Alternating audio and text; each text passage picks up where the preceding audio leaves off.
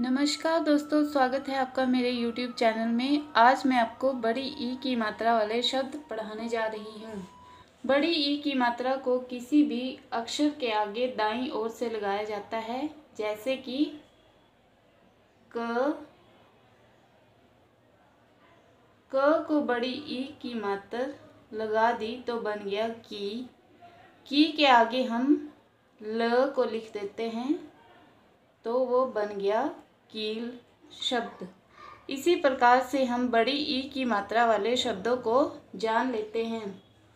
सबसे पहले आता है आसानी। आसानी यानी कि सरलता, कोई भी काम आसानी से हो जाना, जैसे कि मशीन में कपड़े बहुत आसानी से धुल जाते हैं। फिर आता है करीब। करीब का अर्थ होता है पास या नज़दीक, जैसे कि किसी का पोता या पोती अपने दादा या दादी के बहुत नज़दीक होते हैं। फिर आता है कीमती, अर्थात महंगा या मूल्यवान, जैसे कि सोने की कीमत, हीरे की कीमत तथा प्लैटिनम की कीमत हो गई। उसके बाद आता है खीर। खीर एक खाद्य पदार्थ है जिसे बच्चे और बूढ़े बड़े ही चाव से खाते हैं। फिर आता है डाली।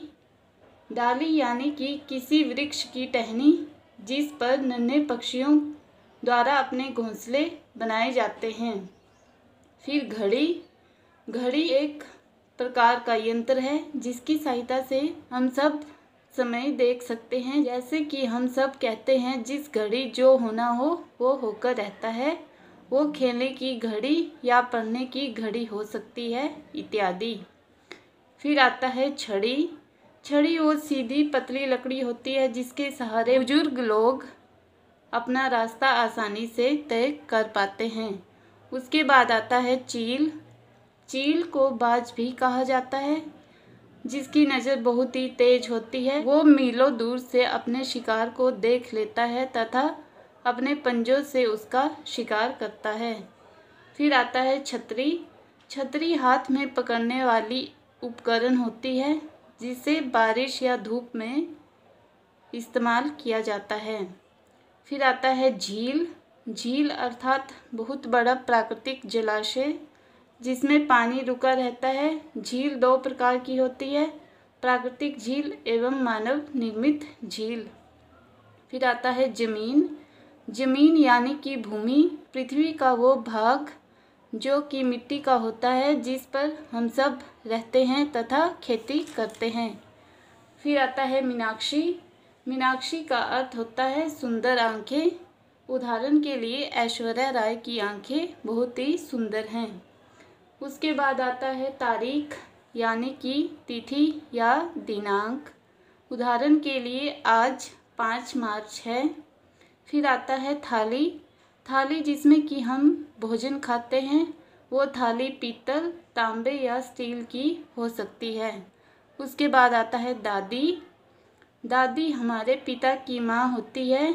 हमारे पिता की माँ को हम दादी कहते हैं। उसके बाद आता है नानी। नानी हमारी माता की माँ होती है। हमारी माता की माँ को हम नानी कहते हैं। फिर आता है पसीना। पसीना हमें तब पड़ता है जब हम अत्यधिक परिश्रम करते हैं या हमें बहुत ही ज़्यादा गर्मी लगती है। फिर आता है पीला। ये एक रंग होता है जो कि किसी भी वस्तु या पदार्थ का हो सकता है, जैसे कि सूर्य तथा सोना। फिर आता है नीम। नीम एक पेड़ होता है जिसके पत्ते कड़वे होते हैं, लेकिन इसका प्रयोग अनेक प्रकार की औषधियाँ बनाने के लिए किया जाता है। नीम मनुष्य के स्वास्थ्य के लिए बहुत ही लाभदायक होता है।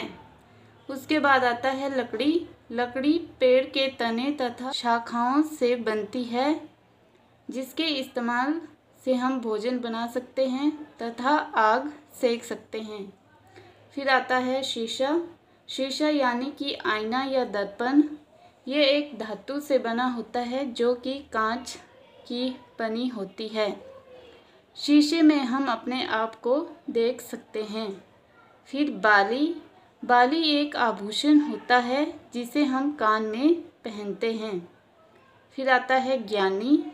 ज्ञानी जो जानकार होता है या समझदार होता है, जिसे हर विषय की जानकारी होती है। फिर आता है जीत। जीत यानी कि विजय हासिल करना। उदाहरण के लिए भारत ने पाकिस्तान को क्रिकेट मैच में हराकर जीत हासिल की। आशा करती हूँ कि आपको मेरा ये वीडियो अच्छा लगा होगा।